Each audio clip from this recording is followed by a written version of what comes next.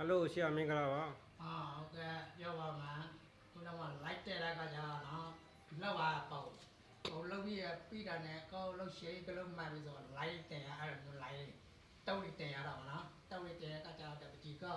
သာနော်ပြာဝေးထွက်ကြအဲ့ကပနေလူအားခပ်ပြန်တော့ကပ်ပြတဲ့အဲ့ပြီးတဲ့ကိစ္စဝိစာကလည်းဟိုစက်ကြရောက်ပြီးဆိုတော့အဲ့ဒါအဲ့စက်ကြရောက်ပြီးဆိုတော့ဟိုအဝေးရတယ် vegetarian ပုံစံပြီးတော့အဲ့ဒါပြစ်သားလာပါလား Hello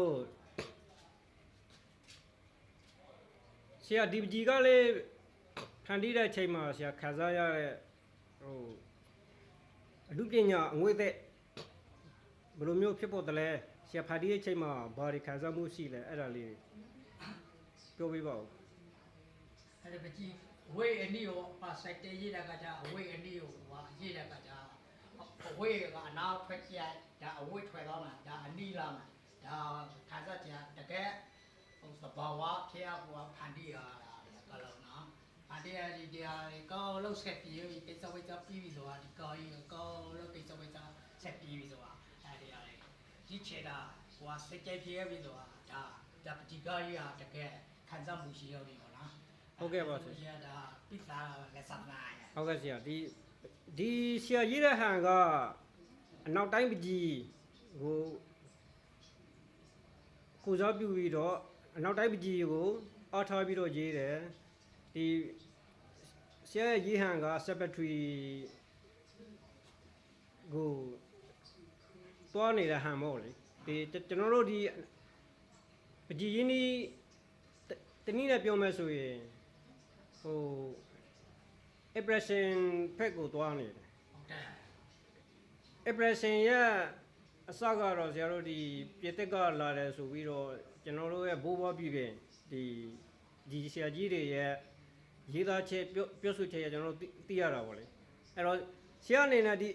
impression နေစေဖို့ခံစားပြီးတော့ရေးပေးမယ်ဆရာကကိုယ့်ဟန်နဲ့ကိုဒီ impression နေစေအခြေခံတဲ့ဒီဝါဒကိုရေးပေးမယ်လဲဆရာရဲ့သဘောတရားလေးကဒီတဘာဝကိုပြန်သွားထားတယ်အဲ့ဆို impression ကနေပြီးတော့တဘာဝကိုကြားမှာအဲ့လိုမျိုးဖြစ်နေတယ်ပေါ့ဒီလိုခံစားချက်လေးရဲ့တော့သဘောတရားလေးပြောပေးပါဦးဘယ်လိုမျိုးခံစားပြီးတော့ရေးတယ်ဟိုနောက်တိုက်ဟာ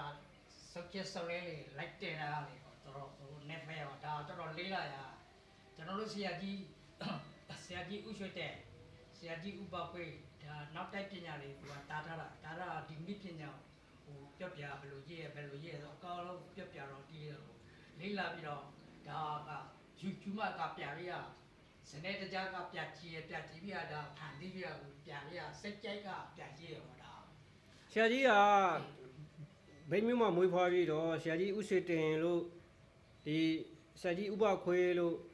ဆရာကြီးဥအောင်ဆရာအောင်လားဆရာကြီးဥအောင်လားလို့ပြီးတော့ဥဟန်တယ်လို့ဆရာကြီးဥဟန်တယ်လို့ဆရာကြီးအဲ့လိုမျိုးဆရာကြီးတွေစီမှာတင်ခဲ့တာပေါ့ဝကြီးပပုကိုဒီတစ်ခုစလုံးပိုင်နိုင်ကျွမ်းကျင်တဲ့ဆရာကြီးဖြစ်ပါတယ်အဲ့ဒီထဲမှာဆရာကဒီပပုမှာလည်းဆရာကြီးဥဟန်တယ်ရဲ့တပည့်ဖြစ်တဲ့အတွက်ဒီဆရာကြီးဥဟန်တယ်ကဒီကဘာကျော်ပပုဆရာကြီးပေါ့လေဟုတ်ကဲ့ကျွန်တော်တို့ဟိုတနေ့တိုက်ဒေသကြီးဒွယ်ဇာတိဖွားဆရာကြီးဦးဟန်တင်ရဲ့တပည့်ဖြစ်တဲ့အတွက်ဆရာကြီးရဲ့ငွေတိတ်ကလည်းသူ့ရဲ့ဟန်လေးအများစုတွေ့ရတာပေါ့အဲ့တော့ဆရာကြီးဦးဟန်တင်ကလည်းဒီနိုင်ငံသည့်ကဘာသည့်ပပုဆရာကြီးဖြစ်တဲ့အတွက်သူ့ရဲ့ပပုဤပညာကအကယ်ဒမိတ်ဤပညာဖြစ်တဲ့အတွက်ဆရာကလည်းဒီဆရာထုစစ်တဲ့ပပူလင်းရမှာတော့လကောက်ပကြီးရေးဆွဲတဲ့အခါပကြီးရဲ့ရေးဆွဲမှာတော့ဆရာကြီးဟန်နေလားအငွေသေးတို့တွေ့ရပါတယ်အဲ့ဒါလေးတွေတွေ့ဝမ်းမြောက်ပါတယ်အဲဆိုတော့ဆရာကြီးကဒီပကြီးကနဲ့ပတ်သက်ပြီးတော့ဖြစ်ပေါ်တဲ့အကြောင်းအရာလေးတချို့လောက်ပြောပြပါဦးကျွန်တော်ဒီပကြီးရေးတဲ့အခါကျမှတော်စိတ်ဝင်စားပြကျွန်တော်လိုက်ပြပါဘဘူးလိုက်ပြပါဘဘူးလိုက်ပြတော့ဘဘူးကစိတ်ဖန်အမြောက်တော့ပကြီးကရစ်ဖြဲကြားတယ်တနေ့ကြမှာတစ်ခါတော့ရစ်ဖြဲ တခါတလေကစိတ်ဝင်စားမှာပါကြီးစိတ်မဝင်စားလားအရုပ်ပဲထူးနေတာဘဘူးပဲထူးတယ်အဲ့ဒါဘူးပညာလားတတ်ကျွတ်နဲ့ဆရာကြီးဦးအတင်အဲ့ဒီနိပညာလေးအကလို့ပြေးတော့ဟောတော့ကျွန်တော်တို့အဒီပညာနဲ့ကျွန်တော်တို့လုံးပြီးတော့တရားလေးလာဆက်ဆဲတာလေအကောလို့ပဲနေတယ်ကွာတော်တော်ကိုယ်တိုင်ကျိုးစားရကျွန်တော်ကအဲ့ဒါဆရာကြီးကကျွန်တော်တော်တော်ကိုယ်တိုင်သဘောကျပညာလည်းအကုတ်ပြေးတာပဲကျွန်တော် ဟုတ်ကဲ့ပါဆရာအဲ့ဒီအချိန်မှာကြားဖြတ်ပြီးတော့ဆရာကြီးဦးဟန်တေရဲ့လှုပ်ရှားခဲ့တဲ့အကြောင်းအရာလေးတချို့ကိုလည်းကျွန်တော်သိသလောက်ကိုလေဆရာကြီးဦးဟန်တေကရန်ကုန်မှာရှိတဲ့ကရဝိတ်ရုပ်ကြီးကိုထူးဆက်ခဲ့တဲ့ဘဘူးဆရာကြီးဖြစ်ပါတယ်နော်အဲ့ဒီအချိန်မှာဒီဆရာကြီးကလည်းထောက်တင်နေရနေပြီးတော့ပါဝယ်ပြီးတော့ကိုညီလောက်ကပ်ပေးတာဆိုတော့သိရပါတယ်အဲ့ဒီအကြောင်းအလေးလဲနည်းနည်းပေါ့ ဆရာကြီးကဒီပပူထူတဲ့ကကြာတော့တော်တော်ဟိုလိုက်ဇနေကြာစီဇနေလက်ကြာ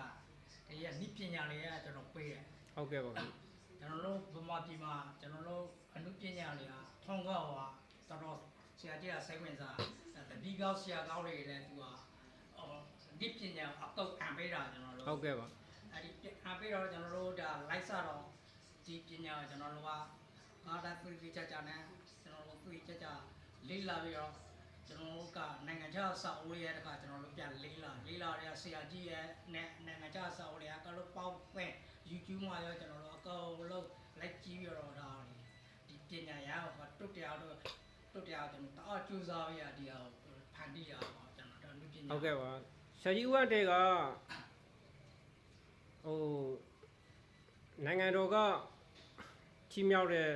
ဆရာကြီးတူလည်းဖြစ်ပါတယ်ဆရာကြီးဦးဝတ်တေကဒီနိုင်ငံတော်ဝန်ကြီးချုပ်ဟောင်းဖြစ်တဲ့ဦးစိန်ဝင်းရဲ့ချီးမြှောက်မှုရတရုတ်နိုင်ငံသွားပြီးတော့ဘဝပညာတွေတွားရောက်တင်ကြောက်ခဲ့တဲ့ဆရာကြီးလည်းဖြစ်ပါတယ်အဲ့တော့ဆရာကြီးဦးဟန်တင်အနေနဲ့လည်းအခုချိန်မှာအလင်းကကျော်စွာဘွဲ့နဲ့တိမပြုချီးမြှင့်ခံရထားတဲ့ဆရာကြီးလည်းဖြစ်ပါတယ်အဲ့တော့ဆရာကြီးကလည်းအနုပညာထူးချော်တရားရဆက်တိမပြုခံထားရတဲ့ဆရာကြီးတူဖြစ်ပါတယ်အဲ့ဒါကြောင့်အဲ့ဒီဆရာကြီးနှုတ်ဦးရဲ့အငွေသေးကိုဒီမှာတွေ့ရတဲ့အတွက်ကျွန်တော်အနေနဲ့ဝမ်းမြောက်ဝမ်းသာဖြစ်ရပါကြောင်းပြောကြရဲဒီဗီဒီယိုဖိုင်လေးကဘဘူးဆရာကြီးဦးအေးကိုရဲ့လူပညာမြောက်ပကြီးလူပညာဖြတ်သန်းမှုကိုတည်ဆဲခြင်းဖြစ်ပါကြောင်းပြောကြလိုပါတယ်ခင်ဗျာကျေးဇူးတင်ပါတယ်ခင်ဗျာ